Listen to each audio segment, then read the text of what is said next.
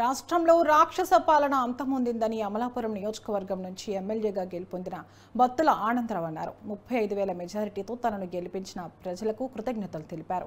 నిత్యం ప్రజలకు అందుబాటులో ఉంటూ నియోజకవర్గ అభివృద్ధికి కృషి చేస్తానని తెలిపారు. రాష్ట్రంలో సుపరిపాలన అందించేందుకు బాబు నాయకత్వంలో అందరం కలిసి పనిచేస్తామని ఆనందరావు అన్నారు. ఈ రోజు సువర్ణ అక్షరాలతో లిఖించదగ్గ రోజు.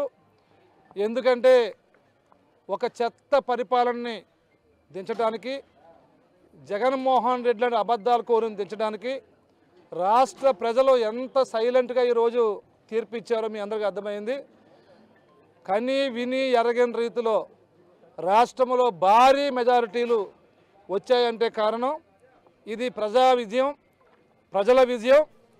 ప్రజలు ఈరోజు చంద్రబాబు గారి నాయకత్వంలో, పవన్ కళ్యాణ్ గారి యొక్క సారథ్యంలో, బీజేపీ యొక్క సహకారంతో ఈ రాష్ట్రాన్ని అభివృద్ధి చేయడానికి చంద్రబాబు నాయుడు గారే సమర్థులని చెప్పి ప్రజలు భావించి ఈరోజు ప్రజలు చారిత్రాత్మకమైనటువంటి తీర్పుని వారు ఇచ్చారు. అందుకే రాష్ట్ర ప్రజలకి, అమలాపురం అసెంబ్లీ నియోజకవర్గ ప్రజలకి హృదయపూర్వక ధన్యవాదాలు తెలియజేసుకుంటున్నాను. ఎందుకంటే కని విని ఎరగని రీతిలో సైలెంట్గా ఉండి నీ సంగతి చూస్తాం జగన్ అన్నట్టుగా వాళ్ళకి తీర్పు వచ్చింది. ఇది ఈ రాష్ట్రాన్ని కాపాడుకోవడానికి ప్రజలు తీసుకున్న నిర్ణయం. ఇది మరింత బాధ్యత పెంచింది ఈ నిర్ణయం.